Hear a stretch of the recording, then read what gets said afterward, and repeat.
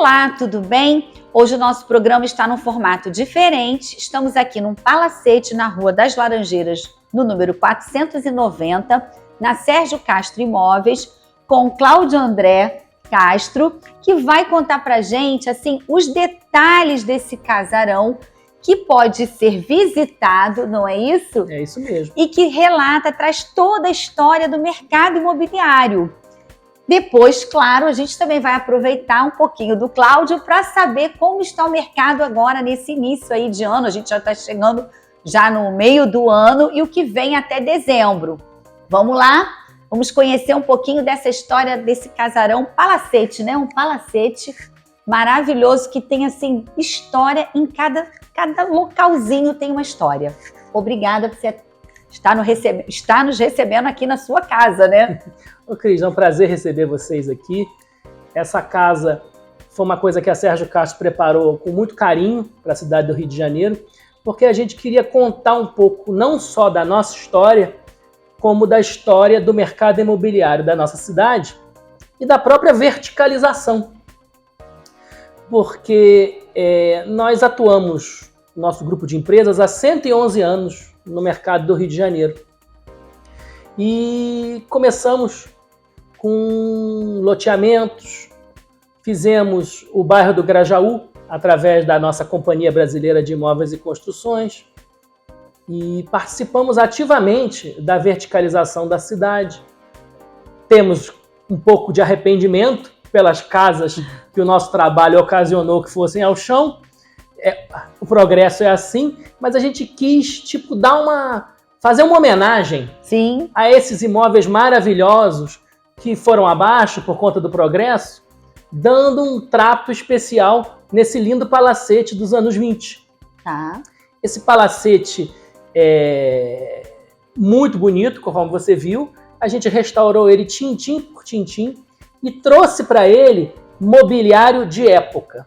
Ele está integralmente mobiliado com mobiliário de época, coisa que nós fizemos com o auxílio do Instituto Art Deco Brasil, que foi curador da coleção que orna o palácio, tá? Palacetezinho. A gente trouxe também algumas obras de arte bacanas para poder fazer um contraponto com a antiguidade dele. Mas é um imóvel com vitrais maravilhosos, como esse que você está vendo aqui. Com certeza. Aqui nessa sala, inclusive, no espaço que nós estamos, você me contou que era um espaço que, à época, os homens costumavam usar para fumar, é exatamente, isso? Exatamente. Esse aqui é o fumódromo da casa. E do lado exatamente oposto era onde as senhoras ouviam música, tocavam piano. A casa, ela recebeu uma exposição permanente da história do mercado imobiliário do Rio de Janeiro. Essa exposição fala muito do Rio de Janeiro, da verticalização, da história da Sérgio Castro, da companhia que a antecedeu, e também fala bastante de publicidade imobiliária. Temos vários exemplos de publicidade imobiliária dos anos 10 até agora. E trouxemos também algumas máquinas que eram usadas no mercado imobiliário, que eu mostrei para você, Cris. Sim, exatamente. Nós temos a máquina na qual meu pai calculava a tabela Price para vender para os clientes. Olha aí, gente, a tabela Price, que está aí até hoje, inclusive. Tá aí até hoje. Então, a gente tinha um acervo muito bacana e achávamos que tínhamos que disponibilizar isso para que tivesse visibilidade por todos os cariocas. Bom, quem está nos acompanhando, ou quem está entrando agora, assim, até para vocês saberem, estamos aqui nesse palacete, que pertence a Sérgio Castro Imóveis, aberto ao público, mas que também funciona. Olha aí, gente, tá vendo tudo? Ele pensou em cada detalhe, até o relógio. E aí, também tem a parte da imobiliária, que fica também no palacete, em um outro ambiente. Isso. E as visitas, né? Tem visita guiada, né? Nós temos visitas guiadas. A nossa exposição pelo Rafael Bocor, do site Rio Casas e Prédios Antigos. Ele faz visitas guiadas aqui, no site deles vocês podem olhar. E nós temos também iPads espalhados pelo palacete para que a pessoa possa, quando não tem visita guiada, entender e acompanhar o filme, porque nós temos um filme Isso, que eu queria que você falasse do filme. De 15 minutos, mudo, como era na época. Esse filme conta essa história da verticalização toda. E ele vai mostrar como começamos e onde chegamos aqui com a inauguração dessa casa. Nós estamos nesse palacete desde 2016 já. E nós temos aqui uma filial, a filial nossa em Laranjeiras, que funciona na antiga lavanderia do palacete. Olha isso, viu? E, gente, vale a pena vocês conhecerem. E para os amantes do mercado imobiliário e também quem está procurando um imóvel, né? Enfim, na região, vale a pena a visita, porque é juntar o útil ao agradável. Com certeza, nossos corretores estão à disposição para quem quiser comprar algum imóvel na região ou próximo. A nossa empresa hoje tem escritórios em Copacabana, Leblon, Laranjeiras, Centro e Porto Maravilha.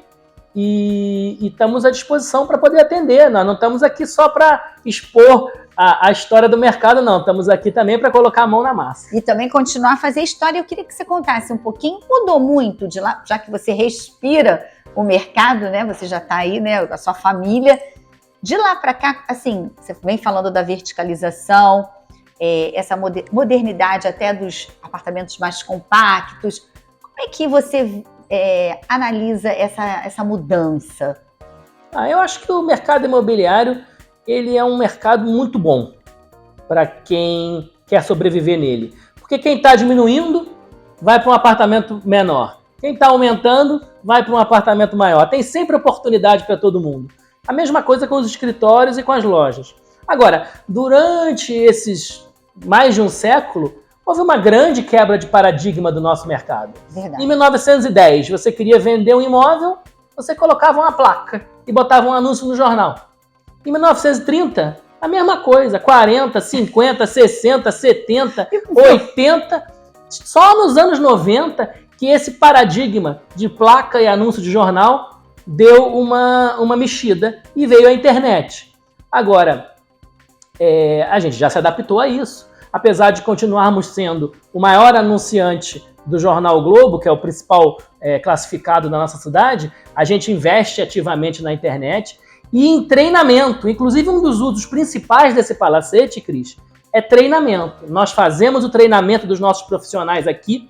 Fazemos convenções de vendas mensais, em que esse salão-museu aqui se torna um grande auditório e palestrantes vêm aqui para poder manter o nosso corretor antenado com as novas práticas de venda, né? Porque isso muda muito, né? Uhum. Mas eu ainda acho que a principal propaganda é o boca a boca.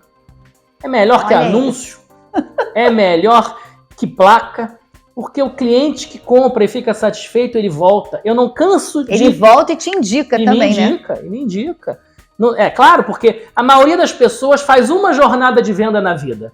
Ela compra um imóvel. A maioria compra um imóvel. A maioria é um imóvel. Um imóvel. Tá. Mas ela indica, ela se acha bem atendida e acaba indicando a imobiliária ou o corretor. E o corretor tem uma dificuldade, ele acaba valorizando sempre mais o anúncio que vem do que o cliente que ele já atendeu. Esse cliente tem que ser transformado num amigo, numa parte da vida daquele profissional. Que é o pós-venda, né? É o pós-venda. Esse pós-venda, ele não é... Aí que tá. As pessoas acham que pós-venda comprou, só tá feliz, que bom. Não, pós-venda é eterno. Olha isso. Olha, vamos aqui nas dicas que a gente não tinha combinado meio que por esse lado, mas você falou de uma coisa muito bacana que é sobre o treinamento. Sim. A profissionalização da profissão. Hoje a gente tem muitas mulheres também ingressando no mercado. Tem. E você está falando de uma coisa bacana que é o pós-venda, que realmente não é só ligar, tá tudo bem, pronto. Não, o pós-venda não termina nunca. Porque, né, como você disse, ele pode, de repente, passando por uma fase que ele aumentou a família, ele quer, de repente, comprar um imóvel maior. Sim. Ou os filhos foram embora, ele quer um menor. Sim. Então, se você está fazendo pós-venda, você está sempre em conexão com ele. É lógico, porque qualquer relacionamento comercial, ele vai progredir mais quando houver troca. Tá. Troca entre o corretor e o seu cliente. Quer dizer, o corretor tem que buscar um assunto em comum com aquele cliente, alguma coisa que eles tenham em comum e gerar um link com aquele cliente e que vai perdurar por a vida toda. Como um médico. Essa é que é a ideia do palacete, quando eu te mostrei que apesar dos corretores ficarem, como é hoje em dia, num salão, juntos, separado por baias e com o gerente, nós temos aqui uma sala que é a sala do corretor, para que o cliente, quando for atendido, ele sentir o peso da tradição. É muito importante para Sérgio Castro demonstrar que é uma empresa sólida, tradicional e que está aí há mais de 100 anos. E aí, outra pergunta com relação a isso. Como você respirava, desde que nasceu, respirando o mercado imobiliário? Você paixão? Você se identificou também com o mercado? Porque a gente sabe que muitas das vezes, né, a família tem uma trajetória, mas os filhos acabam indo para outra. Como é que foi isso? Eu me interessei pelo mercado imobiliário primeiro na parte da publicidade. Eu gosto muito da publicidade imobiliária. Essa é uma das razões que na exposição aqui no Palacete você vai ver tanta publicidade antiga. Eu acho publicidade uma coisa apaixonante. Eu entrei por esse viés e depois fui me interessando no assunto, na venda, e acabou que foi uma coisa que deu super certo. Trabalhamos meu irmão e eu nessa empreitada da família. E, poxa, é uma empresa com um histórico que vai desde o bisavô. O meu bisavô foi o engenheiro Richard, que construiu o bairro do Grajaú, e tem uma rua lá em homenagem a ele, até hoje. E ele trouxe essa paixão do mercado imobiliário para o meu pai, entendeu? E aí, agora pegando também carona nisso, como estão os corretores hoje? Assim, a pandemia trouxe muita mudança também, principalmente para os corretores. Claro, você falou da internet, já vinha caminhando, mas deu uma acelerada até, não só nas imobiliárias, mas até as construtoras, incorporadoras que tiveram que também, acho que estavam não acompanhando, tiveram que se ajustar. Como é que é isso? Assim, porque a gente tem hoje corretores mais antigos, mas também tem um grupo novo chegando, né, mais jovens, vamos dizer assim, sim, entrando no mercado. Eu acho o seguinte, essas mudanças ocorreram, tentamos trabalhar com parte da equipe, por exemplo, em home office não funciona, o corretor tem que estar presente, porque o salão de vendas ele tem muita energia. Salão de vendas é uma coisa que tem energia, a pessoa em casa não tem energia. As pessoas têm que estar juntas, o salão de vendas é uma panela de pressão. A gente tem que empolgar os corretores para que eles consigam fazer os negócios e seguir as nossas orientações também. Porque o corretor é um autônomo, é totalmente autônomo. Mas a gente tem que dar uma espécie de uma diretriz, porque afinal de contas ele é um autônomo que quando está trabalhando para Sérgio Castro, ele tem que transmitir um pouco do que é a Sérgio Castro. Então a gente tenta com esse treinamento imprimir neles uma ação, digamos assim, mais uníssona, mas no fundo, nada mudou. Porque o corretor tem que trocar com o seu cliente informações, fazer uma amizade, ainda que seja uma amizade comercial. Não é forçar uma amizade, isso é horrível. Corretor que força uma amizade me dá até tristeza. Não é isso que eu tô falando. Não é natural, né? Não flui, né?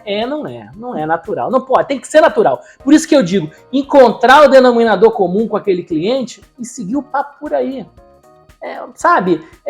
Só de você, quando o cara te liga procurando um apartamento no Leblon, você não oferecer uma fazenda em Itaboraí, já é uma alegria para o cliente. Porque o corretor tem essa mania de tentar fazer tudo ao mesmo tempo. Tem que deixar fluir, conversar. Verdade que o cliente que vem do anúncio de jornal é muito mais fácil de você trocar com ele. Por uma razão muito simples. Ele não viu o filme, ele só leu o livro.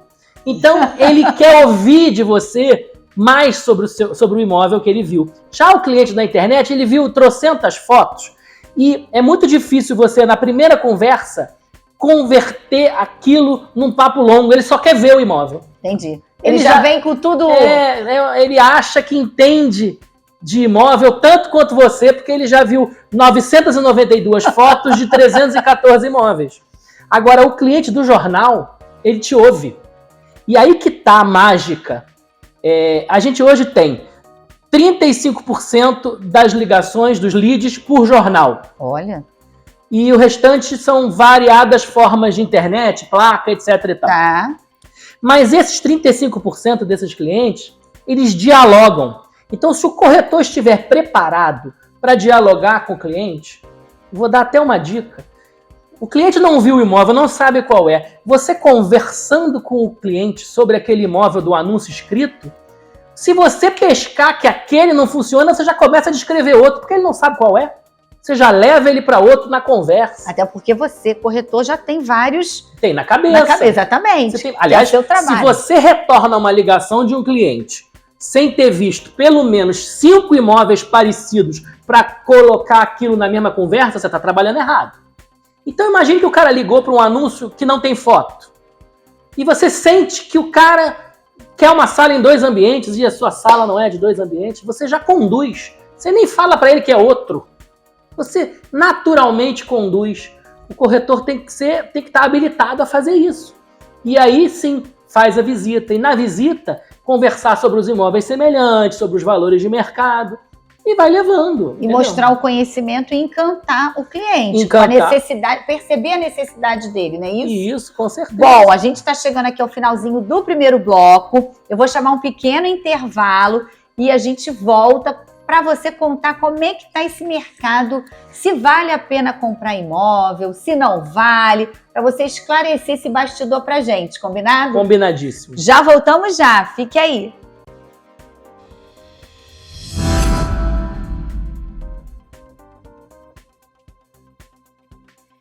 Olá, e voltamos aqui com Cláudio André Castro, assim que ele gosta de ser chamado, para não confundir com o governador. E ele vai contar para a gente assim, como é que está, principalmente o Rio de Janeiro, que a gente sabe que os imóveis de alto padrão têm se destacado, né? Principalmente na Zona Sul. Mas conta no sentido geral, nos oriente, assim, para quem está nos acompanhando, e até para mim também, vale a pena comprar imóvel? Como é que está o cenário? Agora estamos aí, né? Maio, chegando junho, para até dezembro. Eu acredito que a cidade está passando por um bom momento. Os índices de violência caíram imensamente. Recentemente, dados mostraram que os índices de violência hoje equivalem aos de 1991. Nós fomos muito bem nesse quesito. E, embora a gente tenha uma sensação que ainda é de insegurança, principalmente por causa da situação dos moradores de rua, que sempre fazem a pessoa se sentir com medo, e às vezes as pessoas não estão nem ali para fazer mal a ninguém, mas a aparência causa uma sensação de insegurança. Acaba assustando um pouquinho, né? Assusta um pouquinho. Mas a cidade melhorou muito. E o carioca, ele tem um hábito muito arraigado de falar mal da própria cidade. Mas a verdade é que a cidade melhorou demais. É lógico que ela passou 4 anos completamente abandonada. Depois nós elegemos aí um prefeito novo. Demorou um pouco para engrenar, mas agora as coisas começaram a ir de fato bem. Agora, a gente gosta mesmo de reclamar. Mas o que acontece é que houve muita melhora. Houve uma melhora muito grande no centro. Os preços começaram a subir de novo na Zona Sul. E eu acho que o momento de comprar um imóvel ainda com um resquíciozinho de desconto da pandemia que acabou é agora. Tá.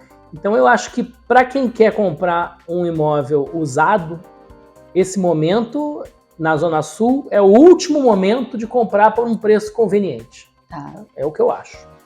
Essa é uma cidade, como meu pai gostava de dizer, imprensada entre as montanhas e o mar. Então, tem esse problema da maioria das pessoas querer morar toda no mesmo lugar. E isso causa uma valorização muito rápida. E o Rio de Janeiro, principalmente a sua orla, passou a ser um grande celeiro do que eu chamo de imóvel troféu. A pessoa mora lá em Goiás, mas tem um dinheirinho sobrando, compra um imóvel na orla. E isso está jogando o preço dos imóveis da orla cada vez mais para cima. Eu dou especial atenção, para quem gosta de orla, para a Avenida Atlântica. A Avenida Atlântica em Copacabana está sofrendo uma grande melhoria, imensa melhoria.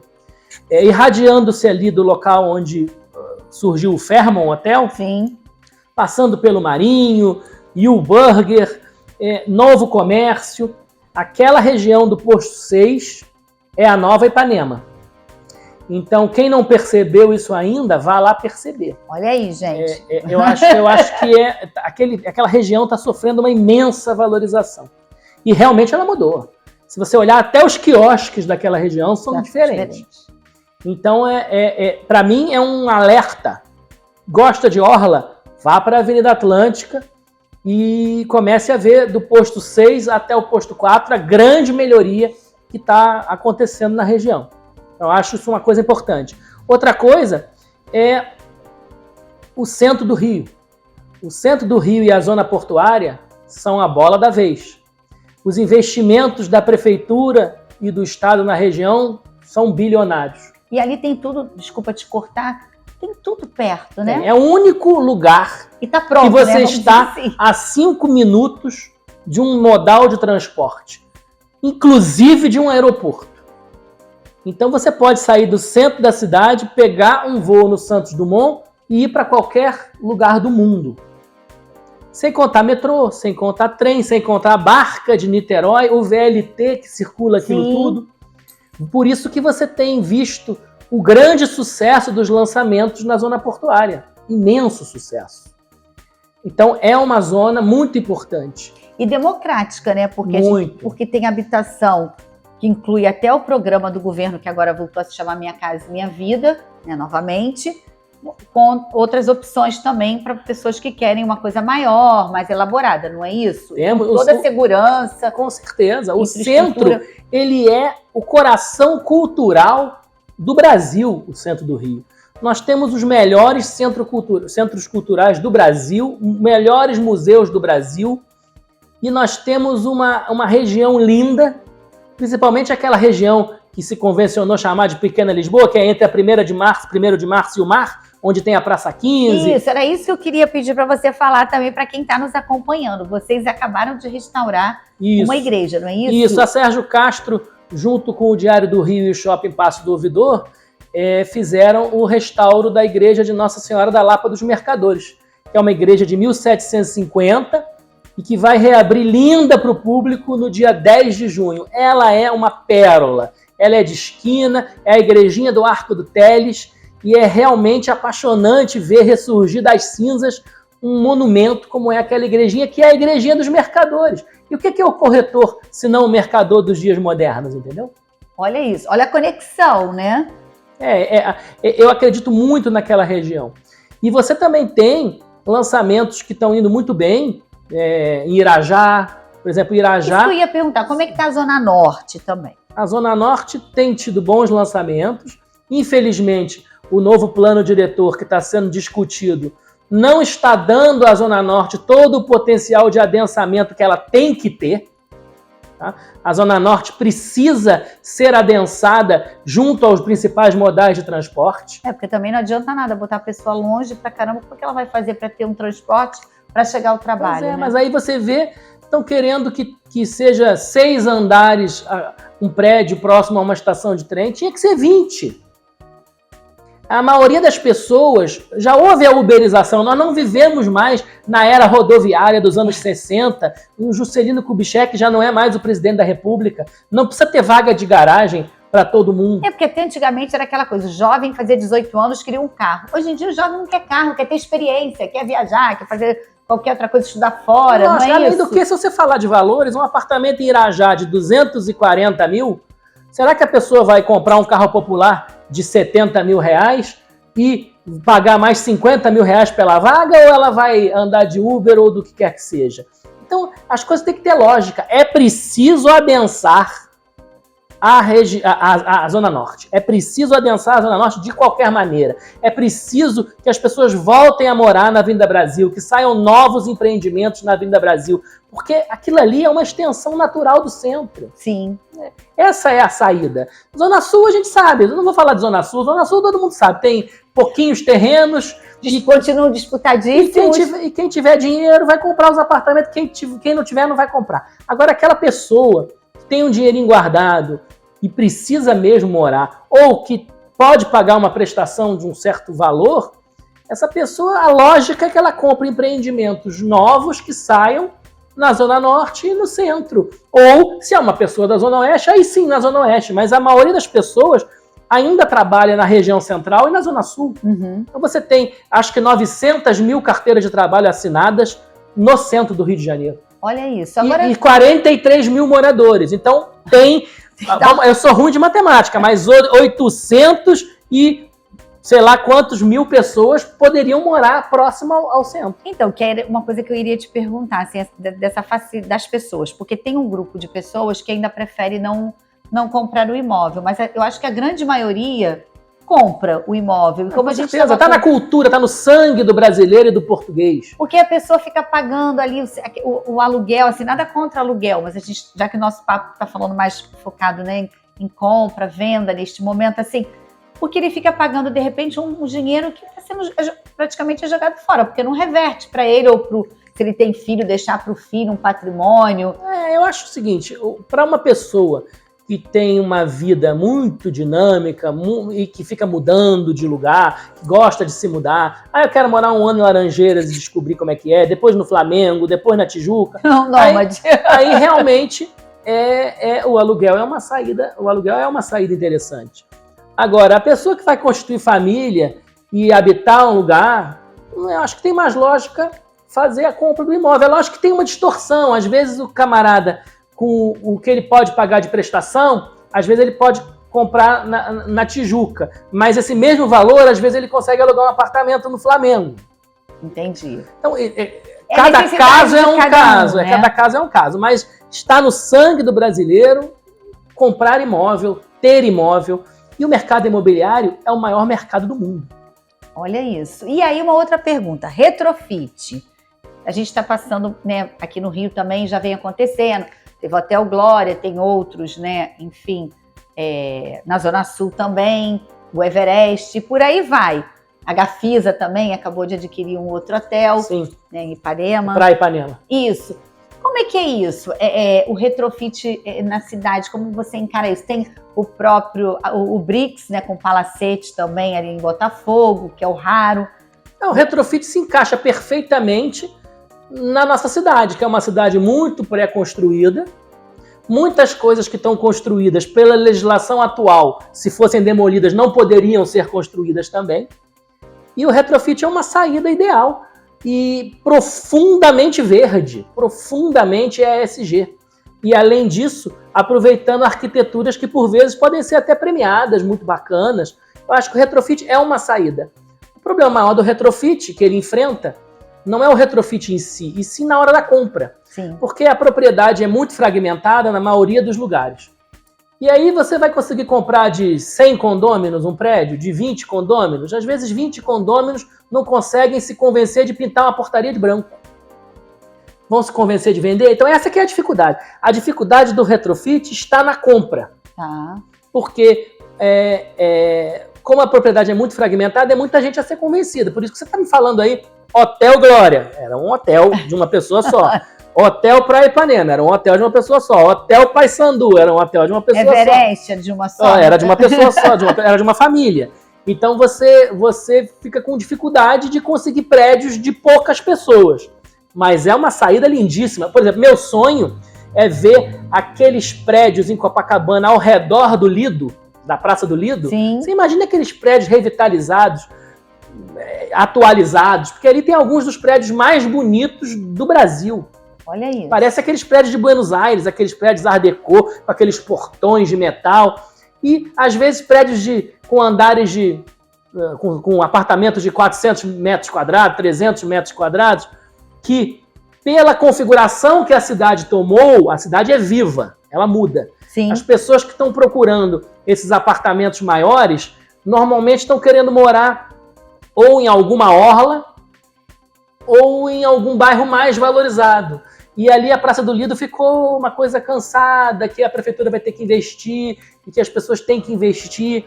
Então eu acho que é um seria lugar uma cheio saída. De história, né? É um lugar cheio de história, como o centro da cidade. O centro da cidade tem muito prédio comercial que já foi retrofitado no passado para comercial, e aí é muito difícil que alguém vá perder aquele dinheiro que gastou para voltar para o residencial. Mas os prédios comerciais que são antigos e nunca sofreram uma grande reforma são o atual alvo das construtoras. Entendi. E aí a gente está chegando ao finalzinho do nosso programa, eu queria te fazer uma perguntinha. Como é que tá? Com a pandemia também, todo mundo ficou em casa, home office, né? Já estão voltando, né, o híbrido, enfim. A Serra a Serra, a Costa Verde. Olha aí de novo, gente, o relógio. Como é que está esse mercado lá também? As pessoas que foram, continuam ou já estão voltando para a cidade? Ou você acha também que vale a pena, porque aí com a internet facilitou? Eu acho que nós temos no Rio de Janeiro um grande número de nômades digitais. Tá. Essas pessoas podem ser de qualquer lugar do mundo e trabalham de casa. Mas fora essas pessoas, home office é um fracasso. Home office já está sendo cancelado por todas as maiores empresas do mundo, e quem não cancelou é porque os funcionários fazem muita pressão, porque eles querem ficar em casa. Mas quem mede a produtividade já viu que eles não têm que ficar em casa. Entendi. Agora, nós temos uma exceção, que são os nômades digitais, aquele cara que trabalha do computador, é diferente, entendeu? Sim. Mas eu acredito que essa busca pelas casas maiores foi no momento mais da pandemia. Eu tenho visto isso já voltando ao normal. Tá. Eu acho que também nós temos que lembrar que durante a pandemia, por sorte, os preços foram caindo. Hoje, a pessoa até liga, queria muito uma cobertura de 600 metros. Aí ouve o preço e diz, não, talvez seja melhor eu procurar um apartamento mesmo. Entendeu? Porque também os preços, como você disse, os preços estão subindo. Estão subindo, então o momento também seria agora. Exato. Né? Bom, gente, a gente chegou ao final, quero te agradecer mais uma vez. Prazer enorme receber você. Quero deixar aí mais uma vez o convite, né? Porque eu me sinto à vontade para isso. Venham visitar o Palacete, que é muito bonito. E paramos por aqui. Obrigada mais uma vez. Muito obrigado, gente. E continue nos acompanhando. Até semana que vem. Tchau, tchau.